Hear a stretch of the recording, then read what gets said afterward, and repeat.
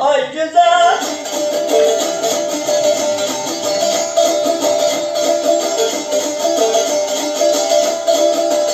Benim saçma dünüm yetmez niye babalar? Dal putakta narım kaldı, narım kaldı.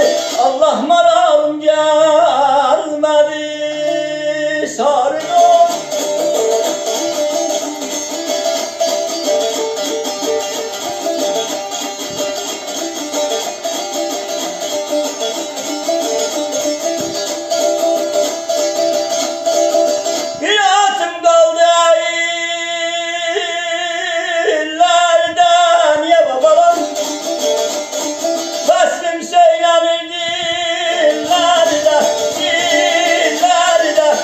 Söylenir dillerde ölürem.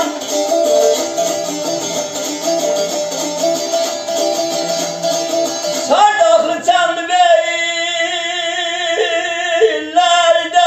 ye babam. Yar kimin yarım kaldı, yarım kaldı. Yar kimin yarım kaldı. Sardı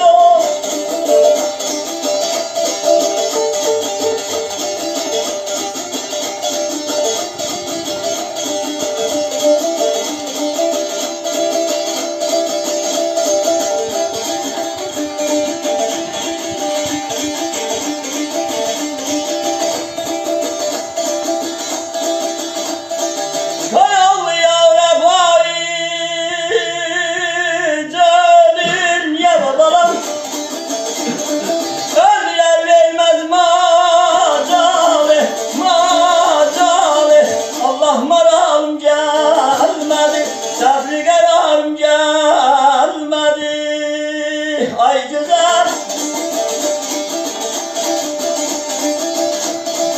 Hayıp kırmadım garicerin ya babalar. Sinemde dalları kaldı, dalları kaldı. Sinemde dalları kaldı ölürem.